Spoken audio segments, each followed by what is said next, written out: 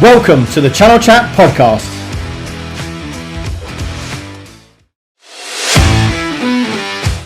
Hello, I'm Marc Sumner, host of the Channel Chat podcast show. Today I have the pleasure of Donavan Hutchinson, the UK MD of SHI, in the virtual studio. How are we doing, Donavan? Yeah, all good, all good. Great to see you again, Mark. Yeah, thanks for coming on. Now, for those that don't know you, I'm not sure that's not going to be many because you're a good PR machine yourself. So, but for those who don't know you, could you give us the listeners a bit of an introduction about your background and how you came to start working in the channel? Because you've been in it a long time now, Donovan. Yeah, so longer than I kind of anticipated, to be perfectly honest. So, I ended up leaving school. I went to college.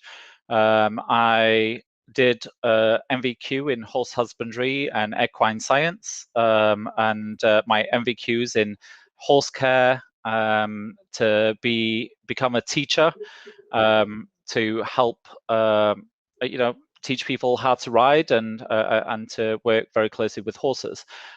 It's in alignment with my personal goal, I'd say. I've always worked with horses my entire life.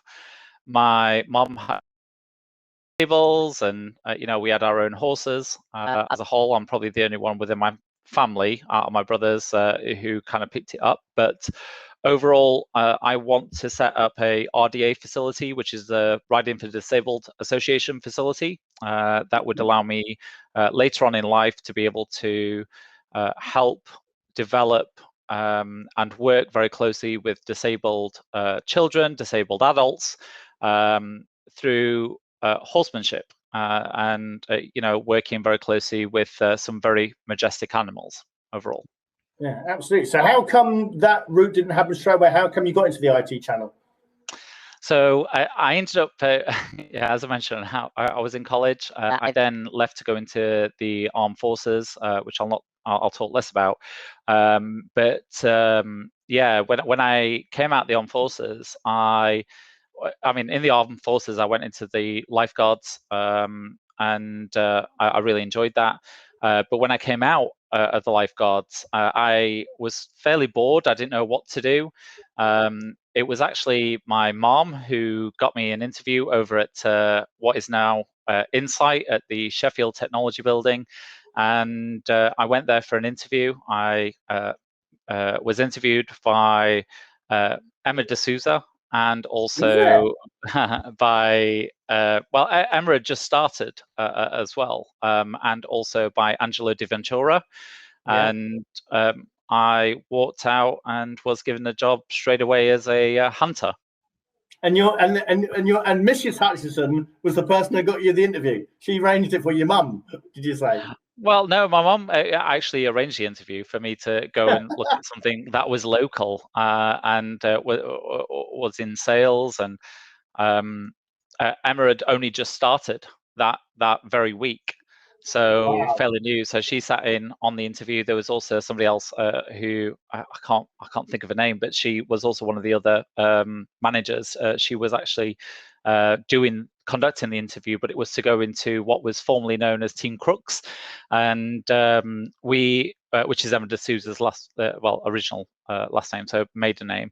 And I then interviewed with Angelo Di Ventura, and left the building, and kind of was asked to go back as a hunter within Insight the following day. And at that point, Donovan, were you interested in IT sales? Were you interested in selling? No. Were you interested in technology? Not at all. I had no interest in IT. In fact, at that point, I despised. I wouldn't say that I despised IT, but I just didn't know how to utilize it. I was very hands-on, working with animals, working with horses, etc. I had no interest in IT. I think my closest to IT was an old-fashioned, the original iPod that came out, and I even found that really difficult to use at the time.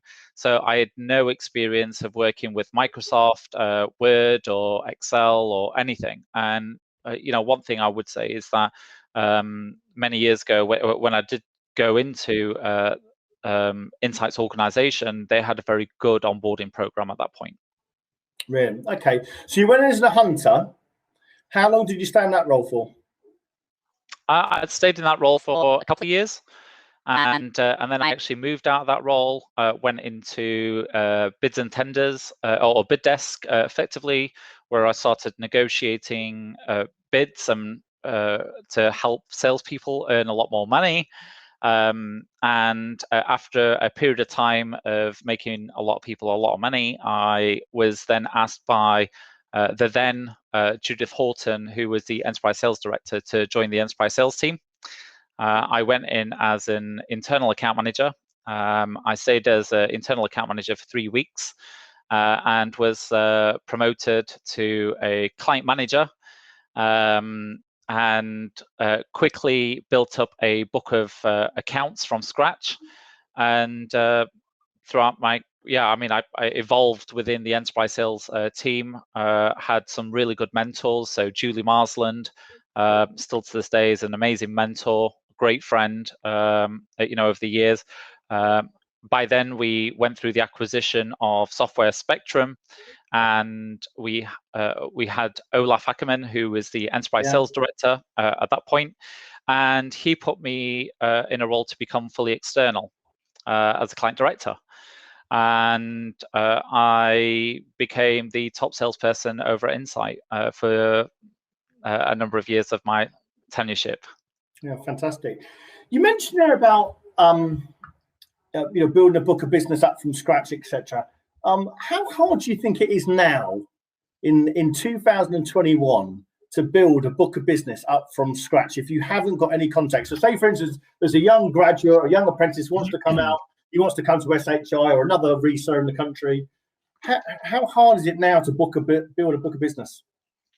I would say that is probably a little bit more difficult now, on the basis that customers are being extremely cautious and wary as to where they spend their money. They're more focused on long-term partnerships, partners who have worked with them throughout the COVID pandemic, who have become trusted to their organizations, who have been patient and resilient.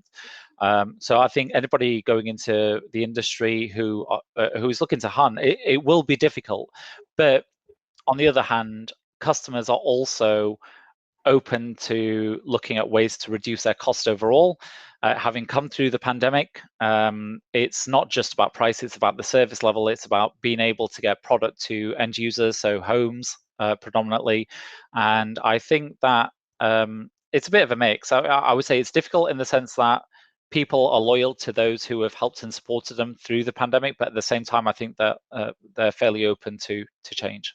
Yeah, absolutely. So you spent 9 years as an individual contributor, and then you moved and tried to push your career into leadership. Why did you move away from individual contribution into leadership? I had no intention of going into leadership whatsoever. Just to be clear, I wanted to go into consulting. I left the organization just due to personal circumstances. I actually got not very well after not taking time off, and I'd call it burnout at that point. However, saying that, it allowed me to go and work with some amazing businesses within the industry. I did some work over at Ultima Business Solutions, great company, great leadership, and then I was asked to engage with CDW and Kelway, and that was not, again, a leadership role. It was more of a strategic role. Okay, so not everyone's got the ability to make that transition to, into leadership if they're an individual contributor. What sort of challenges did you have to overcome to make that transition, to move away from more of a contribution role into more strategic role? I would say that I was quite fortunate in being extremely inquisitive as an individual. I like to understand process and understand what every single department did within our organization. That helped me a lot, understanding people, what motivates individuals, understanding the financial impacts of business decisions. So looking at P&Ls, I took an active interest in how businesses operated and were managing their organizations through a P&L. First and foremost, many of my customers made a lot of their business decisions based on profit and loss, but also where they were going to see return of investment. And because of that, it intrigued me. And so I got involved in speaking with the HR teams where most of my projects came from. So big ERP system deployments. I also spoke to engineering resources who were fairly low level, who were very open to discussing what they did within the organization and navigating me through their organization's politics and also processes as a whole. So that got me intrigued in operations and how operations impacts people's organizations. Then that kind of took me into a sphere of understanding individuals, so people management. And I took a number of online courses. I read a lot of books around people management and what actually gets the best out of people, individuals, and what motivates people as a whole. So some of it's psychological, others are material. They're based on material assets, and yeah, I think I naturally became very inquisitive as an individual across every single department, from payroll to even invoicing, credit control. As every organization has a very, very similar blueprint. Yeah, absolutely. What advice would you give to other young professionals out there who are in the reseller market, or in fact anywhere in the IT channel, that are in an individual contribution that like to go into follow your steps, follow your footsteps in terms of going into leadership? What advice would you give? I'd say the biggest piece of advice is be patient. Learn to understand other departments and functions. Fundamentals of business operations. I would also say understand processes within your own organization, processes within your customers' organizations, understand your own sales cycle, go-to-market strategy, and more importantly, understand people in general. Okay. Now, one thing I really wanted to ask you, and I'm fascinated at this answer, or hopefully this answer I'm going to get, because you mentioned about being patient, and I'm thinking you got an opportunity to become MD of a company, and maybe people might think you're patient because you got a great opportunity there. And people I've often asked me, how do you think he did that? How do you think he got the opportunity? Because you're obviously very successful as an individual contributor. You'd obviously worked for a couple of serious players with CDW and Ultimate, like you mentioned. But then you got offered a top job as doing the #1 person, because most people can get to management, most people can get to maybe sales director. Not many people get to MD. So, Donavan, how did you do it? Quite simply, I was approached. I was given the opportunity by the ex-CEO of PCM, Frank Calusi. I was flown out to LA and asked to put together an international expansion business plan, of which I then delivered to both Jay Miley and also Frank Calusi. Jay was the president of PCM at the time. And I put clear executable goals, a well-defined process together, having taken all my learnings of consulting, but also working with customers and understanding how businesses operate as a whole, listening to what their key objectives were, which is to grow and expand into international markets. Having worked within the international markets in my previous role, I felt it would be easy for me to be able to adapt to the challenges that we see within the UK market, because it's a very, I would say, it's a somewhat incestuous market, but also a market which is extremely buoyant and continuing to grow and is very strong. and I was made an offer I simply couldn't refuse, which is to go and execute against the plans that I've put in place, to go organically into the UK as a new organization and to grow it rapidly. And we were able to execute that, although it was a lot of hard work, but we were able to execute. Yeah, because I remember speaking to you at the time, and you know, you hadn't got a bank account, you hadn't got you hadn't got a VAT. It was completely from scratch, wasn't it? So, wasn't there any sort of trepidation and things of thinking, I've not done this before. I'm not going to. What am I going to do? Was there no worries at all? No, I think so. I'd actually been through a separate process. I'm a certified personal trainer, so I had my own personal training business as well. And with that, I had to go through, a mini skill level in the process of actually setting up a business, and it was fairly straightforward. So I knew where to go to. I also had, as I mentioned, some great mentors, so people within the industry who had a lot of experience in setting up businesses or being part of businesses who have set up new sites or facilities. I was able to lean on some of my key mentors who were able to assist me. So it was just me in the first instance, and then I was able to hire a great set of individuals who were able to help and support me in order to create and expand the business plan.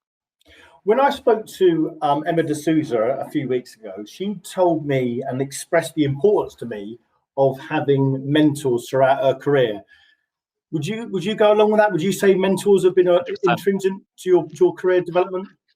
Absolutely. I would say that I have many mentors within the industry, and those mentors, while some may not deem themselves as an actual mentor, if they have a skill which I'd like to learn, develop, myself, that's going to help me and accelerate me within my own career, or allow me to better manage businesses or support individuals as a whole, then I would align myself with those individuals accordingly. I think it's extremely important to look at how other leaders in the industry and even outside of the industry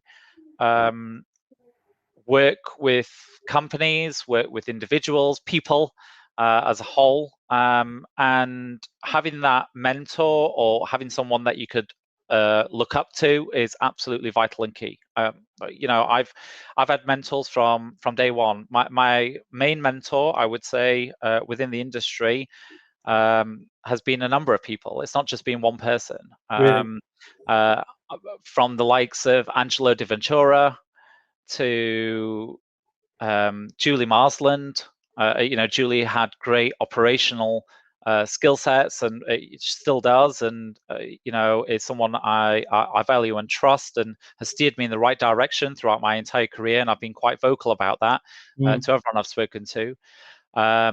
There's been a number of great sales leaders out there within the marketplace. There's been great, even some of my customers became mentors in the way that they operate as well. I got to work alongside some very senior individuals at some very large corporations who kind of steered me in the right direction as to not only telling me what they were expecting, but also how they develop themselves personally. So okay, great.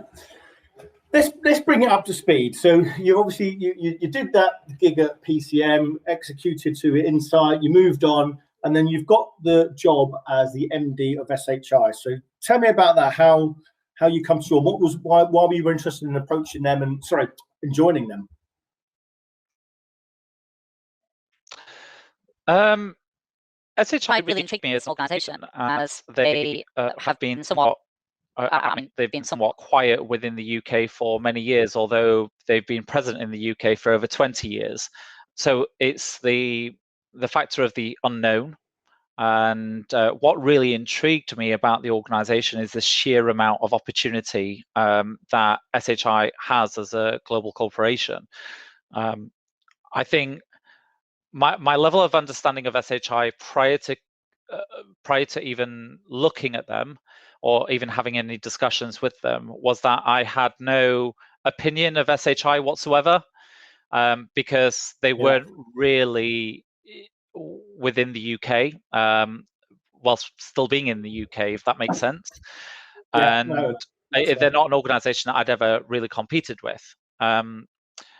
Whereas on the other side of the fence, coming into the world of SHI, I see a sheer amount of opportunity. And I think that the newly invested focus on international as a whole is very appealing. When I had my initial discussions, their plans and aspirations to grow really excited me. The plans to change the organization excited me, and to become more well known within the UK industry really excited me as well. And these are all things that I'd previously done with organizations that nobody knew the names of in the past.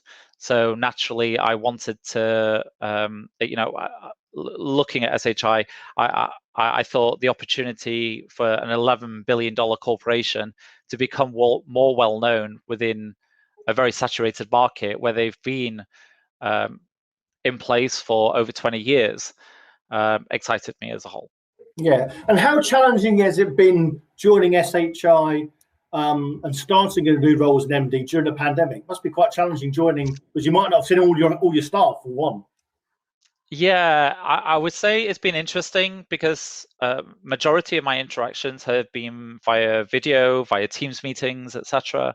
I'll also say that it's been relatively easy to do, only on the basis of if I take it back to having set up businesses from scratch, I was always an isolated individual, and I would be the one having to proactively go and engage either suppliers, distributors, strategic partners that would help enable me to go and set up the business and get everything done.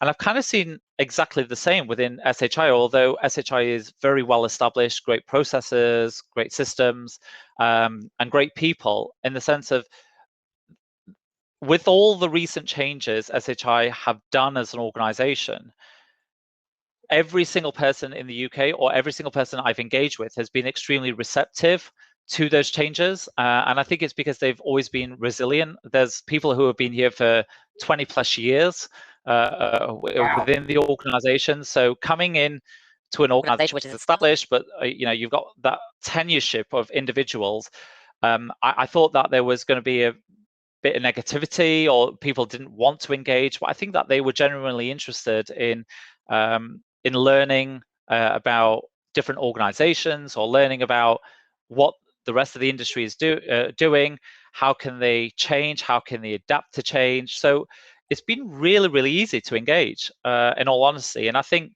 with our leadership, Celeste Lee, who I report into, has taken on the whole of international, and that new revised focus and investment into the international business, I think people can see that there's a level of excitement because of the changes, and all the changes that we've implemented have all been extremely positive. Okay, so you've been there 5 months now. So can you divulge some of the plans you've got for the business? What are you actually planning in the next 6 months? I would say the easiest way to describe it is that we want to grow as an organization. We want to become a stronger brand within the UK and European market, both to our internal stakeholders, our external stakeholders, our partners. We want to strengthen those relationships. We also want to deliver excellent levels of service to our customers, and we want to go out there into new markets and take on net new customers at the same time. So we've gone through a significant amount of change, as I mentioned. We've implemented process changes. We've done a whole harmonization program. We have started our efforts in our international collaboration and improving that synergy of how we operate as a global organization. We're going into new markets, we're adding additional capability. So a lot of exciting stuff. I can't go into any specific detail, naturally, but I would say that it's extremely exciting times right now. What can you go into detail about the harmonization program? What's that about? What do you mean by that? Harmonization program touches on a number of different areas. It's looking at the people within the organization, looking at the roles, responsibilities, looking at like even down to the titles, looking at compensation, looking at even benefits. It was a complete project to effectively increase communication, increase collaboration, increase employee morale through a number of different avenues. And with that, we've executed well. We still have a lot of work to do. We're improving communication on a daily basis, not just internally, but externally with our partners. We're setting realistic goals. So it's not just one thing, it's a whole host of different things together. Okay. So far, Donavan, in your career today, what would you say is your personal biggest achievement and a highlight? Because you've obviously had a few. So what would you say you're most proud of? In the IT industry? Yeah. I would say my relationships with people within the industry. That's, well, it's not really an achievement as such, but it's something that I hold dear to me. I'm very good at building long-lasting relationships with individuals who have supported me and my entire career. So I'm not going to take credit for other people's work by any means. I've achieved a lot, but I've only achieved that through working very closely with a number of different individuals. I think that I've been quite fortunate enough to have been in a position to help various organizations within the international market as a whole. I can't think of one single thing that I'm most proud of other than the relationships that I've built in the industry, because I think that they're truly important. Okay. So you obviously had a lot of success in your career, and you've done it now. This is your third MD gig on the bounce. What motivates you to keep on doing it, to keep on striving, to keep on getting up in the morning and achieving all the things you do? People. It does sound weird, but people, engagement. I'm a socialite naturally, but I think I get a real kick out of seeing people progress and people develop and people upskill themselves to a point where they progress in their own careers. I was very fortunate within PCM to help a number of people grow and excel within their careers, and they've gone on to very global roles, even in different industries. So, and this kind of comes back to my ultimate goal of having my RDA facility as well. I'm a people person. I like to help develop people whilst I'm still developing myself. I'm never the smartest person in the room, although I always bring in the smartest people in the room. I allow people to take credit for, well, where credit's due. So that motivates me each and every single day. The fact that I can help people to be able to not only grow and develop themselves, but help them to pay for their mortgages, for them to feed their families, for them to, go and buy the latest sports car that they want. I'm not a materialistic person, so I don't have a flash sports car or anything like that. So, but that motivates me. I want people to do well, and yeah, that's it pretty much. So if you were going to advise someone, again, I asked you this question earlier, but if you were going to advise someone who wants to get into that MD role, now you were approached about an opportunity, but you obviously put yourself in the shop window. if someone's desperate to try and put themselves in the shop window and they think, "Do you know what, I really would like a go at the top job," what advice would you give them in terms of putting themselves in that position where they might get approached? Well, I would say the only reason I was initially approached is, and just coming back to what I said earlier, I did actually approach Frank Lucy. I approached a number of US organizations initially. I approached SHI. I approached a number of CEOs directly because I believed that I could help them to execute and grow their organizations. And that's where the patience comes in. So although, yes, I was approached by Frank, it was off the back of my initial approach to him and and to the organization. I would say anybody who is wanting to progress into a leadership role, again, leadership is not for every single person. I never thought I would be in a leadership role. I never thought that I would grow and develop outside of sales. I never thought I'd be in the IT industry. I would say any individual wanting to go into management needs to truly understand people, needs to understand how businesses work, understand how to be a good leader. I think the mentors that I've worked with certainly have all taught me respect people, regardless of role or title. So I have a level of respect for anybody with a title, but I also believe that nobody should be on a pedestal at the same time. And I would never ask somebody to do something I wouldn't do myself.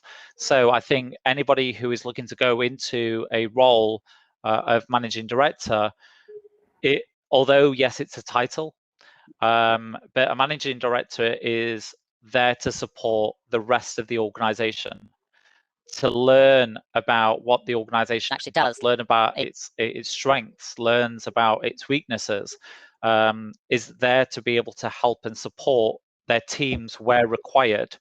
And I think that any person that is wanting to develop their skills should go out there, develop yourself, take finance courses, understand how a P&L works.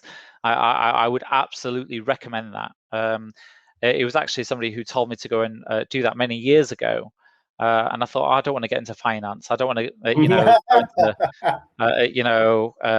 into, adding things up and subtracting or using pivot tables, etc. And I find it extremely useful. I would say learn more about what makes the organization tick and how to get the best out of people in your approach as well. So for me, there's not one thing that I can say other than broaden your knowledge of people, finance, commercial awareness, operational awareness within an infrastructure, and give it a go. You mentioned you started your career as a hunter. Yeah. And obviously now you're trying to grow an organization in the UK that's got an appetite for grow. And you mentioned about before about getting net new business and being a trusted advisor and all that good stuff. How do you go about educating your team now about hunting for new business in this market, in this sort of post-pandemic market that we're going to come into? Do you think it's easy to be able to do that? And because you've got to do it over a strategic point of view for a lot of people, and they're obviously going to be looking for you for guidance. Have you got a methodology that you're using at the moment, or you've got a plan for actually growing in the UK?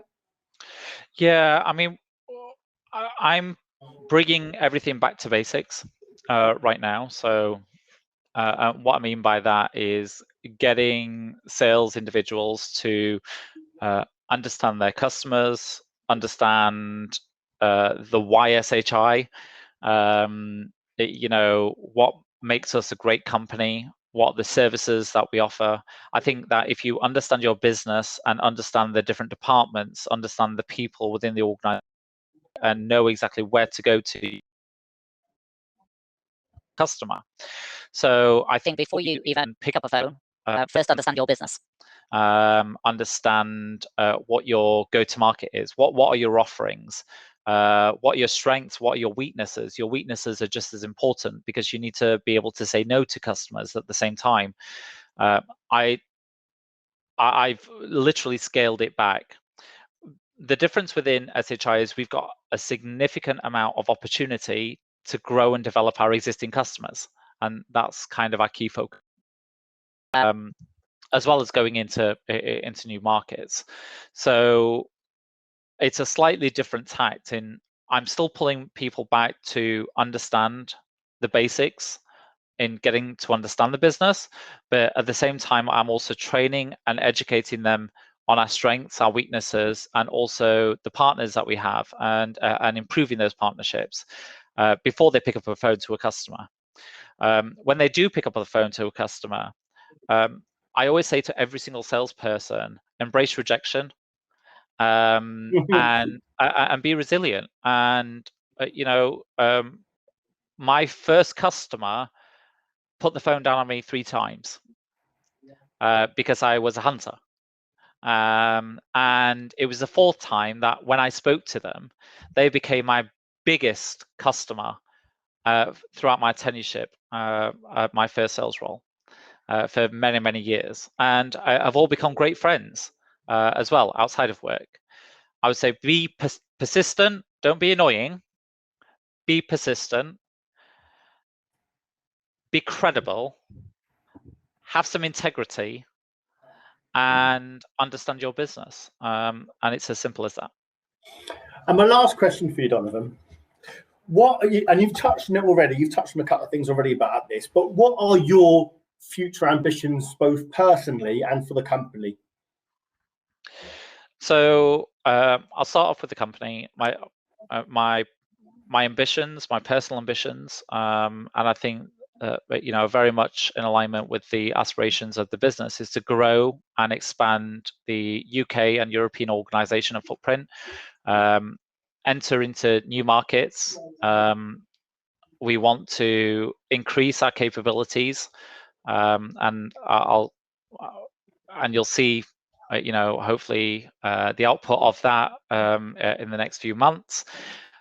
But we also want to make sure that we're increasing awareness of who SHI are, improving those relationships, and growing the number. Growing the number is absolutely key. Last year, we went from $10.7 billion to $11.2 billion during the pandemic. We've grown organically. We have every opportunity to grow further. I think that we could do a lot better just with some subtle changes and going back to basics, and just focusing on our existing customers and entering into certain other markets as well.